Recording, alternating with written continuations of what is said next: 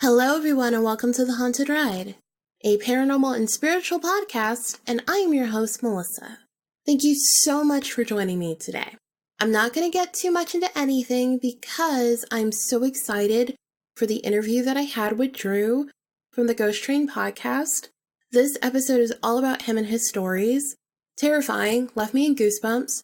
We talk about a lot of things from sleep paralysis to an entity that has been terrorizing his entire family and is still continuing to terrorize his family to this day. Drew is amazing. I really appreciate how honest and open he was about everything and just discussing it all on this podcast and being willing to come on the show too. So I really hope that you guys enjoy the episode. I'm going to play a quick promo, then we'll get into it, and I'll have a little message at the end for all of you. So see you soon. This podcast is part of the Big Heads Media Podcast Network. Go to bigheadsmedia.com for more great podcasts. Hey everyone, my name's Drew, and I'm the host of the Ghost Train podcast. The podcast that dives right into the creepy and freaky world of the paranormal. Join me every Tuesday as I take you on a spooky and fun ride full of scary ghost stories. I use my unique sense of humor and ability to laugh in terrifying situations to mask my fear of the stories being told. I'm always asking questions and trying to find answers to the unexplainable. Listen if you dare, and once you do, good luck sleeping tonight.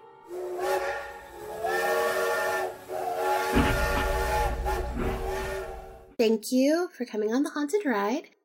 I have a very amazing guest. I have the host of the Ghost Train here with me today. Drew, thank you so much for coming on the show. Melissa, thanks for having me on your show. This is gonna be a lot of fun, so I'm ready to tell some ghost stories. Yeah, oh, sure. Well then, hey, jump right on in. I need to know everything. I need every single detail. Don't leave me hanging. What is a ghost story that sticks with you that really just like when it happened, it just truly has stuck with you? And there's just something so deep about it that's ingrained in you. Oh my God. I got the perfect story for you. This one just like ingrained in me. And I tell it all the time. I've told it to pretty much anyone that starts to get to know me really well. Mm-hmm. I let my weirdness come out through this story. So I'm excited. One night. And so I guess I'll give it a bit of a background. So for a time, I was suffering from sleep paralysis, and I didn't know what it was at the time. It was like a really weird, I guess just a thing that was going on, and I just was dealing with it. I didn't really have the internet to look up what was going on. Like the internet existed, but I wasn't taking full advantage of it. Mm-hmm. But what was even weirder was when I was growing up, I shared a room with my younger brother, and we had beds beside each other, and I started waking up and not being able to move my body. And you just had this feeling of like dread. That's the only way I can describe it. It's just like, you don't know what's going on. You're just like, oh my God, why can't I move my arm? I normally can. I don't know what's going on. And you just have this feeling that there's something in the room with you. And it's almost like it's holding you down. And I didn't see anything at the time, but what made it even weirder was, and I didn't want to, so the other thing is I didn't want to tell anyone about it. Like I was just like, this is weird. I don't want to say anything. But then sharing a room with my younger brother, we were so close. I just told him about it. And he was saying that he was having the same exact thing going on. And so we were like, well, what is it? We didn't know. So we kind of made a pact and we're like, okay, well, if you're having this happen and you can't move, you can't even speak. It's almost like full on paralyzed everything, right? Your vocal cords, everything, you can't talk. So I'm laying there. We made the pact to say, if you're in trouble, try and speak or try and get the other person's attention or wake them up somehow anyway that you can even think of. So I'd be laying there in bed and it would start to happen. And all I could muster up was kind of just like a, help me. Oh my God. It literally feels like someone's crushing your throat. And he would get up and he would shake me And I would do the same thing to him because he would be doing the same noises, and I would get up and I would shake him and I'd wake him up out of it. And we'd always be like, oh my God, thank you. Thanks for doing that. And you don't know what's going on, but he just had this like really weird sensation. And it's like sometimes it's kind of like a pins and needly kind of feeling, but it's throughout your entire body. And that's like the best way that I can describe the feeling to you. But that was all going on. And then it kind of went away for a while and it stopped. But there was a lot of stuff going on in my home growing up, like a just not the nicest environment to grow up in a lot of ways. A lot of negative energy was definitely going on. And I did a little bit of more investigation into this whole situation, which kind of stems from my father. And I was talking to him, and he actually went through like a really weird phase when he was like a teenager where he painted his whole room black. I think it's kind of like the Rolling Stones song got to him, and he just like, I'm going to paint this thing black. And he just painted his whole room black. And he said he would sleep in the bed and he would get sleep paralysis and he couldn't move because he didn't know what it was at that time. My dad's in his 70s now, so he's an older guy. And he was telling me about it. And he said that he would be laying there and then he couldn't move. And he said that one night in particular that he remembers that it's kind of ingrained in him is he was laying on his side and he couldn't roll over. He was just like stuck on his side and he couldn't move. And the only thing because he was like, oh, someone's holding me here. He's like, get the hell off me. But my dad was like kind of a bit of a tough guy to a degree. And he rolled over and he said he just used all of his force and he was like, get off. And he was actually able to talk. And when he rolled over and moved his arm, he saw this thing fly across the room, like some kind of a light anomaly to go and out towards the door. And he was like, what the hell was that? So part of me feels that whatever he was doing, maybe he hasn't told me the full story, but I think that he is actually kind of like the vessel or the person that is caused a lot of this. I'm not trying to blame him for it, but I feel like he is the person that is responsible in some sort of way. I've also looked into it in other ways, and I've read things about blood curses.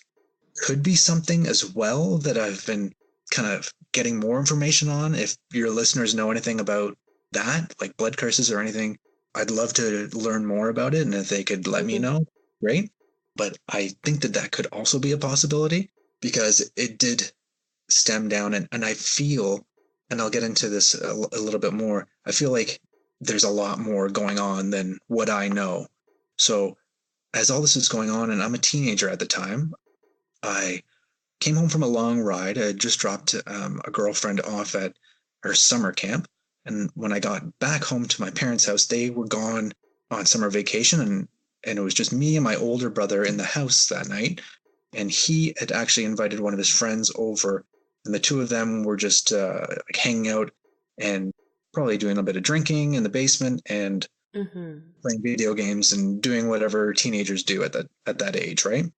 I would come home and I went straight to bed, but instead of going into my bed, I went to my parents' bed because it's much bigger, nicer, and why not, right? They're not there. Might as well enjoy it, right?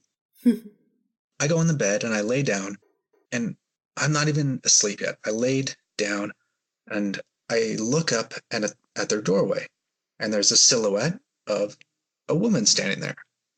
And I said, and I thought, for whatever reason, I thought I couldn't comprehend, like my brain just wasn't working. I was like, who the hell is that there? And what are they doing there? So I was like, what are you doing here? I thought it was my girlfriend at the time. And I'm like, what are you doing here? You're supposed to be at camp. And all of a sudden it was like, boom, she was right beside me. Oh, no. I couldn't move. And she whispered in my ear, everything's going to be all right. And at that moment, my body froze and I was like right into the sleep paralysis. So as I'm frozen and I can't move, I look up above me and there's the lady floating above me with her hair is like this long, long hair floating in the air. And she had this tattered white dress on. And she's just standing, like floating over me, looking down at me. I can't see her face. She's darker than the night. Like it's weird. Like the room had like a glow to it. I don't know how to describe it. It was like almost like a blue light in the room. And she was like this black, freaky looking creature floating above me in this white dress. And I can't move and I don't know what to do. I'm trying to lift my arm up, and every time I lift my arm up, it drops back down to the bed with like a force that's like holding me there. I keep trying to lift my arms up and I can't do anything. And I don't know, I don't know what to do. And I start thinking in my head, I'm like, what the hell do I do? I'm not religious, but the only thing I could think to do was start saying some sort of a prayer, but I don't know any prayers. So all I'm doing is saying, Lord Jesus Christ, please save me. Lord Jesus Christ, please help me. I need your help right now. Lord Jesus Christ, please help me. And I know that's kind of like, okay, well, that's the epitome of like a scoundrel or someone that like you're on death row and you're asking for the Lord's help. And like, what do you expect? Do you think he's going to come help you now? Well, it worked. Like all of a sudden I got the power to overpower it and shove it away. And I like pushed it away. Get off me. Boom, gone. And I'm sitting up in my parents' bed. It's pitch black. And I just start screaming for my brother. I'm like, Sean, get in here. And he's down in the basement. He comes flying up. He thinks that someone's like broken into the house or something's going on. And he comes in the room. Him and his friend are like ready to throw down and start punching people. And he's like, what's going on? And he's turned the light on. And I'm just like, I don't even know. I got to get out of here. And he's like, what? And I just grabbed my stuff and I just went downstairs and I slept on the floor as they were playing video games. And I was trying to explain it to them and they thought I was crazy. But then after I was like talking to them so much, and then I guess I just convinced them that it was actually happening. And they all stayed down there with me as well. They were like, oh, we're not going anywhere else. We're staying down here too. We don't want anything to do with that. So that is like what terrified me. And now it doesn't terrify me. It intrigues me. And I want to know what that was. So Terrified me, I can tell you that much. oh my God. It was like the freakiest stuff, Melissa. I'm telling you, it was like insane. So then later on in life, I moved out of that house and I went to another home that was actually, after I moved in, it was actually known to have shadow people and shadow figures like lurking the upstairs hallways. I didn't know that. Actually, I had the girls that lived there before me are family friends, and I talk to them frequently all the time still at family functions and things like that. And they always ask me like, dude, did you ever see the man with the top hat? And I'm like, no, I never saw him. But they were like, we saw him all the time. He's always there just in the hallway. He's just like a shadowy guy. And I'm like, okay, that's never happened to me. But the sleep paralysis had kind of stopped at that point for me. And then when I moved into that house, it started again. And I never saw anything again, but I just kept having it happen. And again, like other times, like my brother would come running in, and when he would wake me up because we were living in this house together. And then all of a sudden, I just thought, what worked the first time was me calling out to God. And again, I'm not religious, and I don't have a Bible.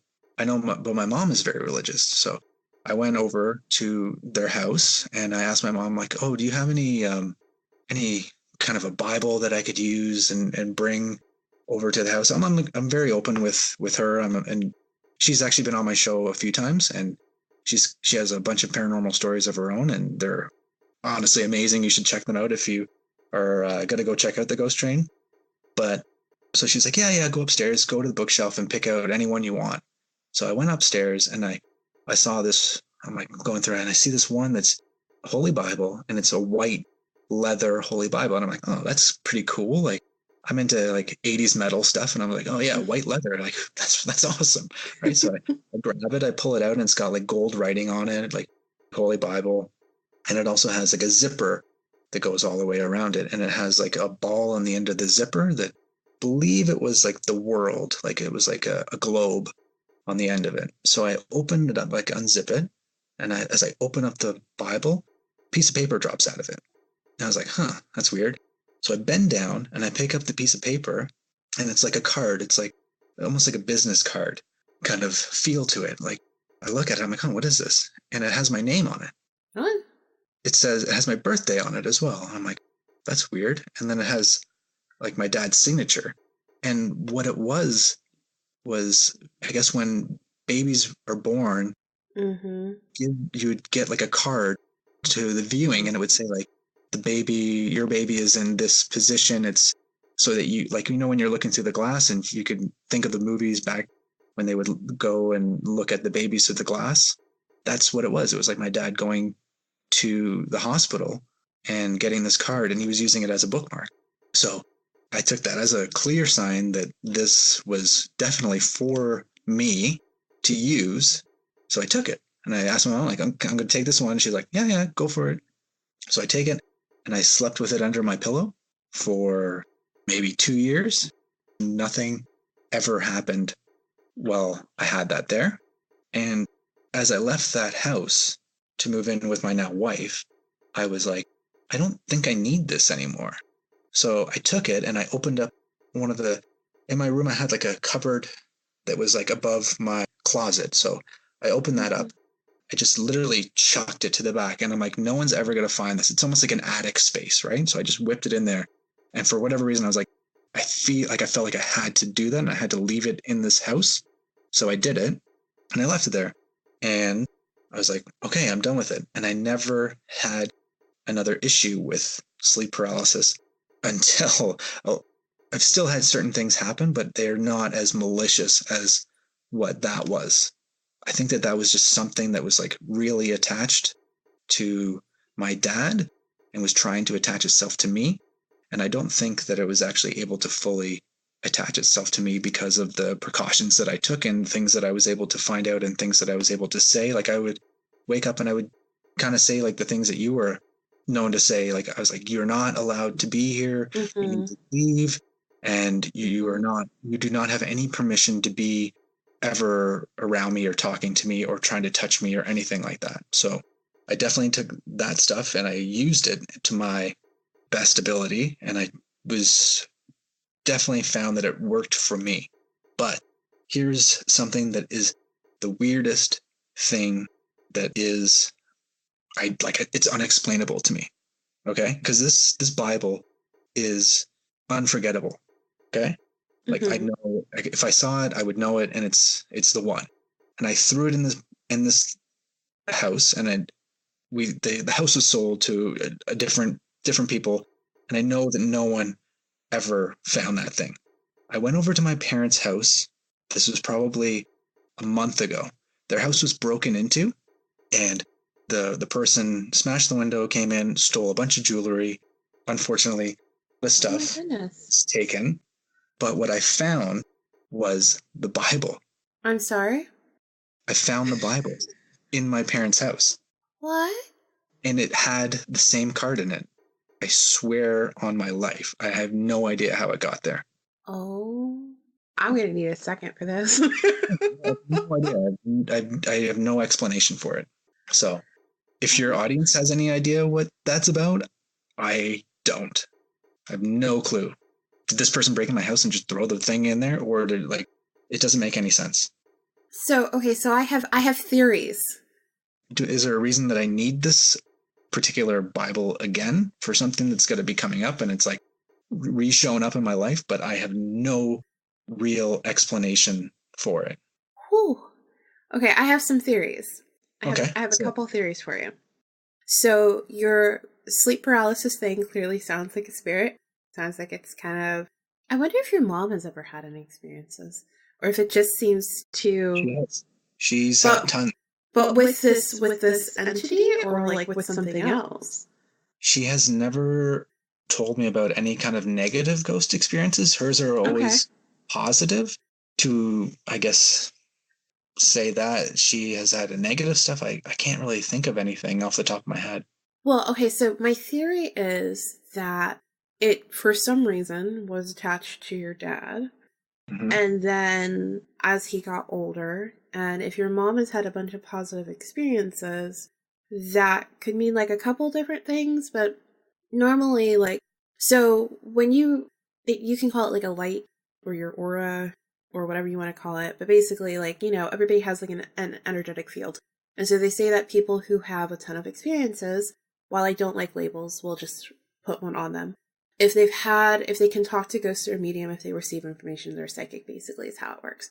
Or an intuitive, or whatever you want to call them. So they say that people who have a very strong electromagnetic field around them, or it shines very brightly, if it's a light or whatever you want to call it, basically it's just a little stronger than other people, that things are attracted to that. So then they'll come be with that space. Right. They want to It's more of a investigate it. They're beacon, curious. right? Yes. So if your mom has had mostly positive ones, it almost sort of makes me feel like she just has really like pure energy. And so then if anything like negative really wanted to come to her, it just like kind of can't. And so that would be really interesting to me. So my theory is, and I don't know if it's right, but my theory is that because her light is so bright and so pure, that it can't really mess with your dad as like the way it wants to. So it said, all right, well, if I can't get him, I'll get the boys, which would be you and your brother. Melissa, this is exactly what I think happened, is what you're saying, because so I think over the years it was like breaking down my dad to a degree, and then it was like, okay, I've broken him down to the point where he's no longer useful to me. I need to start making my way to, like you said, the boys, and it was taking its pick at which one of us it could actually, I guess, penetrate. Mm-hmm.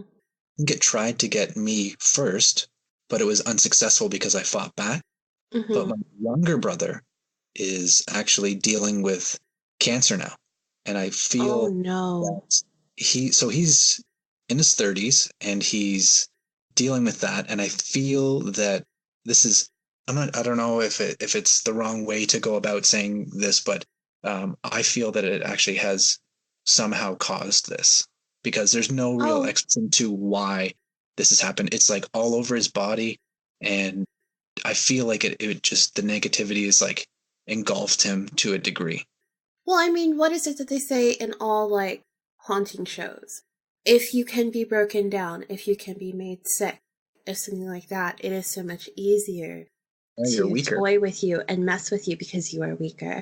And cancer in itself, if you ever like talk to like a Reiki healer or someone who's a shaman or anybody who does healing, they will tell you cancer looks dark. Like it looks dark around the area, and as it progresses, it looks a little bit darker. Now, sometimes it can have like different colored hues and things like that, depending on whatever, but it looks dark on the person. And it kind of looks like a shade on like their aura. And so that wouldn't surprise me. And it also wouldn't surprise me that it would try so hard for your younger brother, specifically for the fact that he's younger. Like, the younger you are. I got a bit more of a kicker to this story now.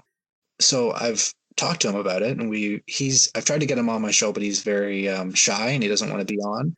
But he's got some really scary stuff going on in his house right now that is very similar to some of the things that we were dealing with.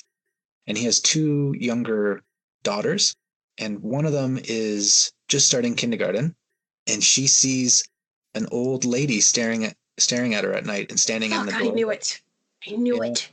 Yeah. So she doesn't like to sleep in her bed. She curls up with mom and dad, and she says, they're like, why won't you sleep in your bed? And she's like, because of the scary old lady.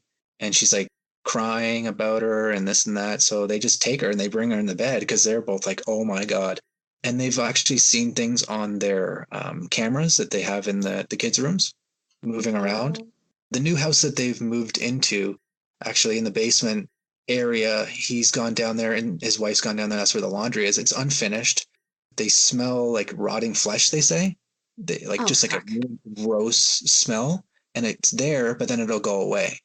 So they're just like weirded out by it. And a couple, I guess like maybe like a few months ago, when they had moved into this place, his fiance was getting up and she was going to the kitchen area, and they're like laughing. They're watching a movie on the TV or whatever. And as she gets up to get drink of water or maybe go to the washroom, she walks by the kitchen area and one of the chairs just flies at her, like slides across the floor. Oh. And she's like, what the hell? And they called me right away and they're like, what does this mean? I was like, start recording on your phone right now and tell it to get out. And it's not allowed to be there. So they were doing that, and I brought them over some sage to burn and things like that. And they've been trying to get rid of this evil. They need something stronger than that. I was gonna say that I don't know what else they can do. So when you first started talking to me about the sleep paralysis, I was actually going to tell you a funny story, because I would be so scared of ever having that happen to me. I would never sleep on my back because I always felt like that was where I was the most vulnerable. I was on my back. And my concern was it was always going to be, and this is like a really common term for it, is the old hag. Yep. When you were talking to me about, when you said that you saw that thing in the doorway, I was like, it's the old hag. Yep. But then when you said she's sort of Lily, your girlfriend, I was like, can the old hag shapeshift now? Because she looks old. So when the whole everything is all right thing, I think that she just said that to you to try to be like, to relax me. Oh, yes, like let me in. Like just let me do what I want. Like it's okay. Yeah. And it sounds like at some point, whether your brother meant to or not, he did let it in. Yeah. He was definitely, he calls himself the black sheep of the family. Like, we don't call him that. He calls himself that. He's just like, he's always been kind of like getting into trouble, different things going on. And he started to change now. Obviously, getting older and having children makes you do that. So, but part of me is like, maybe it was just a bit too late. Yeah. I also wonder, do you feel like at all any of that behavior might be from something that was caused in the house or from an experience at all? Like, 100%. Did his behavior change that much? Yes. Yeah, it drastically changed during that time. Yeah. So you know what that means, that is attached to him, right? But how do you get it unattached to him? That house needs the cleansing. He needs the cleansing. And now the girls are going to need one too. Because clearly, like, if it's in your... Okay. So, technically speaking, the definition for what you would be dealing with would be an entity or spirit. Because ghosts don't have the power to travel, and ghosts are human. This clearly is not. The old hag story is as old as can be, and it's not human at all. And if it's traveling through your bloodline because you have a link. Like, and fuck. It's actually really good that we're talking about it right now, because I'm sure that it's going to get worse the closer we get to October for him and your family, really, on his side. Because, so in spiritual terms, like this is kind of like what people would call a shadow season. So basically what that means is like, this is a time when like your insecurities, your fears really come up to like the forefront. And what it's for you to do is for you to acknowledge them. Which, yeah, technically you can acknowledge and be like, hey, you know what? I really don't like when I think like that, so I need to stop. But if you have an attached spirit that's going to want you to think that way, that's going to make it a lot easier for them to, yes, and that's going to be what they want to do. Right. Now, so that's the beginning. The other part is, you know, they say Halloween and All Hallows Eve, like and the Day of the Dead and all of that. Those are very real cultural holidays. And you also have Samhain if you're Wiccan or a witch or whatever. Like, you can call it whatever you want. But that period of time, that week, is very charged with energy. And so, additionally, like, it's kind of like the one time where, like, I love Halloween, but we, like, celebrate the paranormal. That's what we do. And if you have something that loves to be with you, and now you're celebrating the paranormal, and clearly this thing can change shape, what do you think it's going to look like? It doesn't have to look like an old hag. It doesn't have to. Like, it can do whatever it wants. And the fact that you guys were smelling like rotten... no. I never did, but they were claiming that there was like weird smells coming from the basement when they would go down there, and then they would go... that's never a good sign. That's Yeah, like not a good obviously. Yeah. I've seen The Conjuring. I know these things. sign. Well, I mean, I don't know if they have like if they're religious at all. They are not. No. Okay, so that's okay. It's a little difficult, but there's a couple like little things they can do to cleanse themselves. But the thing is, like, it's not just themselves. Like, they're gonna have to cleanse every part of the house. And I, especially with your brother having cancer and battling that, like, it's gonna be so easy for this thing to come back on top of him. Like, it really needs to start with him. Like he needs to really get in tune with how I'm trying to find a good way to say this, because it concerns me that the girls are seeing something too. Like, in all honesty, it just really concerns me that they're seeing something too. So far, it's only his one daughter. The other daughter's not even old enough to speak, really, or communicate in that way. You know what I mean? But his one daughter is able to say, like, there's a lady standing there and she's scaring me. And he's like, okay, come with me now. And you're coming into my bed because I don't see anyone there, but I believe you. You know what I mean? Which is good, but that means if the one can see it and the other one's younger, that one probably sees it too. Because kids don't know how to shut that off. Like, they won't know how to shut that off until somebody tells them to shut it off. That's why they're so susceptible to the paranormal. So if she, like, my concern is, like, she clearly, like, really deeply has her claws in your brother. And definitely. she can't then turn around and have her claws in your nieces too. Like, that's not going to be good, and that's going to cause them a lot of pain and a lot of hurt. So he really just like needs like a full body cleanse. If he's not spiritual or not religious, that's okay. Like, there are even going to see like a Reiki healer, because like a Reiki healer isn't gonna, I mean, they could be specialized in it, but unless they're specialized in it, they're not going to come cleanse your whole house. But they can sit there and be like, you've got some dark stuff going on here, here, and here, and let me help you with that. Let me like help you balance it out. And that might give him some strength to be a little bit better about fighting back with it. Or like, I know you talk about how he doesn't refer to himself as black sheep anymore. Well, that should show that he is fighting back with it right there too, because a lot of times. Oh no, he still does. He still refers to himself as him. Yes. Okay, well, he needs to stop. But he's not. I don't see him as that anymore, but he still sees himself as that in the family, for sure. Yeah, and that only is going to make it worse for him. Yeah. Because it's like you're accepting like, it. Yes. It's almost like you're depressed, and this thing is just going, well, thank you for giving me a wide ass door for me to walk into, and walking in with its head held high, because it isn't, you're not shedding it. Like, he has to find something for him that works. And and it sounds like it's also internal too, because even like if he gets his entity to go away and it's not attached to him anymore, he's still going to have a hole there that he needs to figure out himself and figure out everything that he's gone through and be able to like accept that, oh shit, like this is what happened to me. And that's going to be really hard. And to also, while accepting that, still not revert back to those habits, because it's kind of like when they talk about when they remove an entity and they're like, look, hey, don't talk about this again or else it'll come back.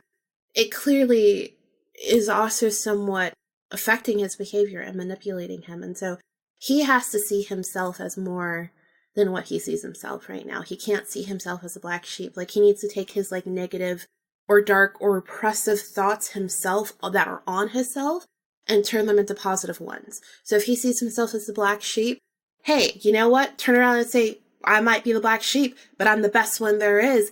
And I'm proud of that. Like, like, it doesn't have to, the black sheep, we kind of all see it as like this negative term, but if you take something and you remove the negativity from it, it doesn't matter what it is that you're saying. If you remove that negativity, you are now putting that in a positive light. So if he wants to feel that way, that's fine. But he can turn around and say, you know what? Fine. I might be the black sheep, but I'm happy about that. I'm proud about it. I'm happy that I'm different. I'm happy at the choices I've made. And say that. And as you, like, that in its own way is like building up you. And like building up, like, making you find fulfillment in yourself and making you feel comfortable with yourself and confident in yourself. And I think right now, it doesn't really sound like he has any footing to have any authority with this thing. Because if he turns around and goes, get the fuck out of my house, he's still, he can say it all he wants to, but he doesn't really believe it because he doesn't have any authority for himself. So, wow. I mean, someone can do a cleansing. It can't, I don't think it can be him. Someone has to do it for him. Right. For him to benefit from it the best. No, it doesn't have to be a priest. It can be a psychic, it can be a medium, it could be a whatever the hell it has to be, whoever it is a shaman would be great for this, to be honest with you. I don't know where he lives, but shaman would be great. A Reiki healer could be good, but Reiki, that would mean that it's more like him helping him find his ground. So then he can have the authority to be like, this thing can't be here. But no matter what it is, like he would have to do it early enough that it doesn't go after your nieces. Because that sounds like that's just what it's going to jump ship. Like it's just going to be like, all right, bye. Here's my next one. Exactly. That's kind of what I'm feeling that it's starting to do, how it's broken him down so much. It's like, okay, you're almost done to me. I'm going to go on to the next one kind of idea. So it definitely worries me, and I appreciate those words. It's the main thing that I find is it's hard to convince him to go do these things. I've told him a lot of these things already, and it's really difficult to get him to actually go do it. And I don't want to be the one to have to go do it for him because I feel like it has to be him that wants it. So it's a hard kind of battle between the two of us because he wants to get rid of it. He tells me that, but then when push comes to shove, he's like, I'm too lazy. He's too tired. He's too tired. I'm too anything to go do it. Yeah. Have you ever tried like saying to him, like, look, I know that you want to get rid of this thing. If I just literally come pick you up and I take care of everything for you, will you come? And just see if he'll say yes to that. So he doesn't have to be in like, I mean, I know that's a big task to take on, obviously, but like, he doesn't have to be in the preparations for it. So then now it's literally just his will, like his will, in the same shape that you're saying, yes, I want to get rid of this thing. Okay. If I literally give you everything that you need, if I physically take you to who you need to speak with, are you willing to come with me? For you, for your family, for your children, for your household, to have some peace, are you willing to come with me? And if he can say yes to that, then there you go. Yeah, you're right. I gotta take the reins a bit more. I don't think he has it in him. Like, and I'm sure, like, if that thing isn't there with him, I'm sure he'll be a completely different person. I'm sure he'll have his mojo back where he feels, and I'm sure his health problems will get better, but it's all about, at this point, it's all like a timing thing, though. That's like the biggest concern is time. And I'm sure that, that whole phrase, there's no better time than the present. He needs to really think about that because, I mean, even just for like, and I hate to put it this way, but for his children's sanity so that they're not afraid or they're not screaming and crying because, just because your niece is saying, hey, this woman is standing in this room, whatever happens if she stops talking about it one day, then you don't know what's going on with her. Yeah, you're right. It's honestly, it's terrifying to think of, right? So. Oh my God. Yeah. That fucking bitch. That's my ghost story for you. It's a bit of a long one, but I hope your listeners enjoyed it. I still have goosebumps from it. My whole body broke out of goosebumps. I was over here I muted the microphone so I could try to warm myself up. I was like, no, I don't like this at all. Yeah, no kidding. As I always like to say on the show, I would tell that ghost to get the fuck out. No, for real. I would have told that ghost, you need to get the fuck out right now. This is actually good. This is actually good. I forgot to mention this part of the story. My brother's two daughters were sitting on the porch and they really wanted to wait for my wife to show up to the house to help me babysit them. And I got them sitting down. They were sitting down at the front waiting for her, and they were saying that they wanted freezies. So I said, okay, you two girls wait here. I'm going to go into the house and grab you your freezes and bring them back. So I unlock the house. And as I walk in, there's like a long hallway down towards the kitchen area. As I step in the house and I start walking down the hallway, I hear toy like light up and it says, I want to play with you. And I Nope. immediately, I was like, no, I don't want to play with you. I don't want anything to do with you. You need to get out of the house now and leave and do not bother me or anyone in this house. And I actually challenged it, which maybe is not a good thing, but I said, let me just try and remember exactly what I said. I said, I'm not afraid of you, and you may not be afraid of me either, but by the end of tonight, you are going to be afraid of me. And then I opened up the freezer, cut the freezy, walked outside, gave them to the girls, and we sat there and waited for my wife to show up. My wife then showed up, and the girls were all happy, and they're like, yay, yay. And they walk inside and they walk down and they sit in the living room, which is around where the toys are. And my wife walks in behind them. And as she gets to the TV area and passes the toy lights up again and says, I want to play with you. And she was freaked out. Not going to lie. She told me she was terrified, but since she's married to me, she knows better. And she says, no, I don't want to play with you. You need to leave me alone. You have no power over me, and you have no power over anyone in this house. And I'm like, that's damn right. That's my wife right there. She knows what I'm doing. So I walked over and I actually tested it because I was like, maybe it's because we're walking by or walking around and maybe making like a rumbly kind of thing, and that's what's setting off the toy. So I literally jumped up and down and by the toy. I picked up the toy and shook it. Nothing happened. So I took it and I threw it in the garbage in the garage, and I closed the door and locked the door, and I was like, nope, not dealing with that today, because I was sleeping over at their house as I was babysitting. So I was like, I'm not dealing with anything like that tonight. So put it in there, and that can go to the curb in the morning, kind of thing. And nothing else happened that night, but I just thought it was kind of just an interesting kind of thing that also happened to me in that same haunted house that he's now living in. Nope. I don't like toys that talk to you. Yeah, it was this little teapot. It was like a teapot kind of toy. I don't know. It wasn't like from Beauty and the Beast, but it kind of had that kind of same look to it. I guess like the knockoff version of that kind of idea. But it was just weird. I love tea, and I love teapots and tea kettles and all of that stuff. Yes. I literally have a collection of mugs. But if any of them could talk to me, that shit would be in the trash. Like, no. No. Nope. Yeah, no kidding, right? Not at all. Not even going to give it a chance. No. I don't want anything to do with that. Nope. Oh my God. Yeah. And if anyone ever listens to my show, they know how much I'm like scared of like dolls, little kids that are spirits and things like that. So yeah, no, I can't do that. So get rid of it. Garbage that. See you later. Yeah. Nope. No. I think we really need to like term the phrase "get the fuck out." Yeah. Put it on a toy. There you go. You can just put GTFO, put it on a toy. No child will know what it means. And if you ever have something like that happen, you can just hold up this little teddy bear and say, you see this? You need to do it right now. Bye. There you go. You're done. Ridiculous.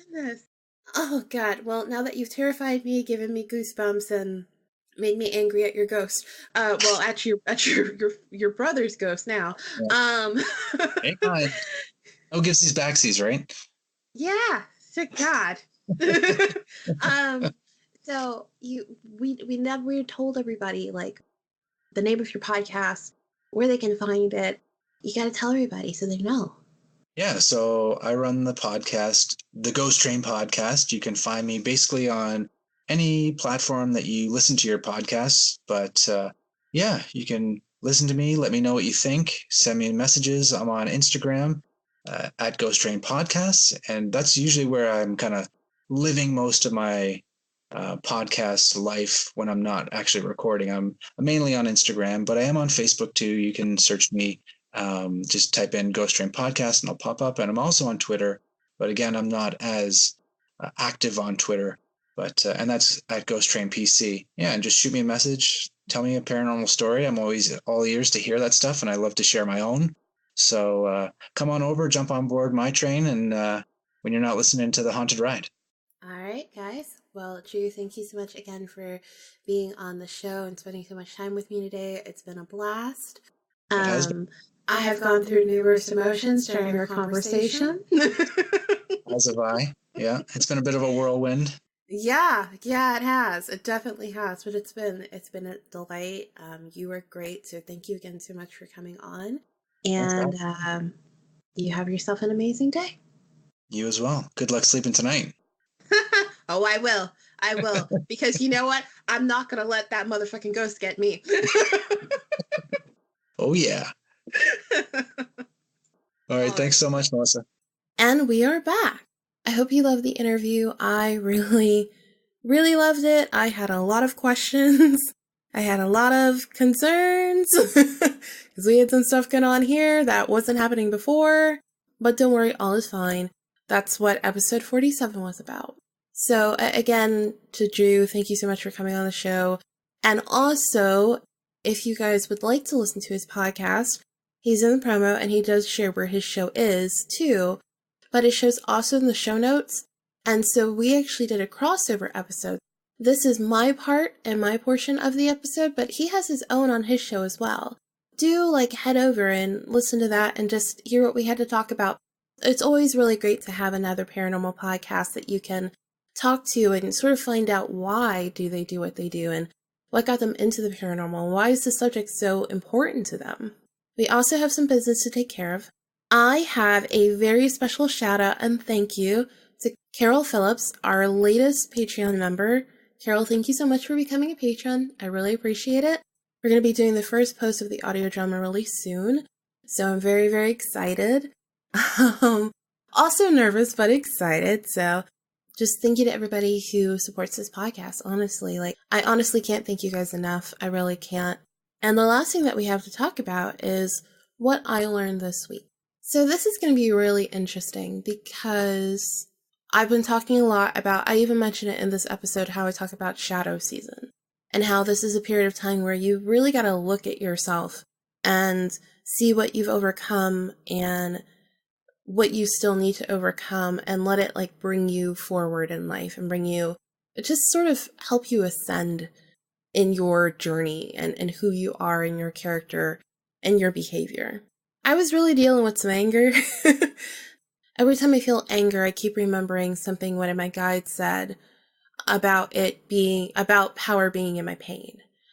And I even shared that with you guys too. But I found now that the power that I felt in my pain has also assisted me in not feeling pain. Not in I'm emotionless or, I don't feel anything or an apathetic sort of way. No, not that. But it's almost I pick and choose now what honestly really affects me. Something can still bother me without making me angry. Something can still bother me without cutting me so deeply. And I think that's what it is. I think that things don't touch me the way they used to. They don't affect me the way they used to. It's I've kind of built up this bubble around myself, even emotionally, even when someone is attacking me with such strong anger and hateful words that normally it would hurt because that person matters to me. But now I just look at them and I'm like, you're not worth it. You're just not. Because I'm not going to let you bring me out of the character and the place I want to be right now. Right now, I want to be calm and I want to be peaceful. And if you want to take a situation and watch it blow up and scatter the ashes with your hands, I'm not going to allow you to use me as the dynamite for that. No, you can blow up on your own if that's what you want to do. But I'm going to continue having my happy little merry day and I'm going to dance and walk around in the street and sing at the top of my lungs. And I'm going to be happy. Because at the end of this, all I feel for you is I feel bad for you. I feel bad that you can't heal. And I think that's where it's coming back and coming around for me is healing. What I hope that I can share with all of you guys is there is a light at the end of the tunnel, no matter how much pain you've gone through, or hurt, or abuse, or depression, or sadness, or anything at all. There is a light there. And if you can just hold on just a little bit longer, you'll find that light and you'll be able to grasp it so strongly that no matter what you feel, it will always still be right there in you. Take care, be safe, love yourselves, and love others. And as we always like to say, don't let the ghost get you. Bye.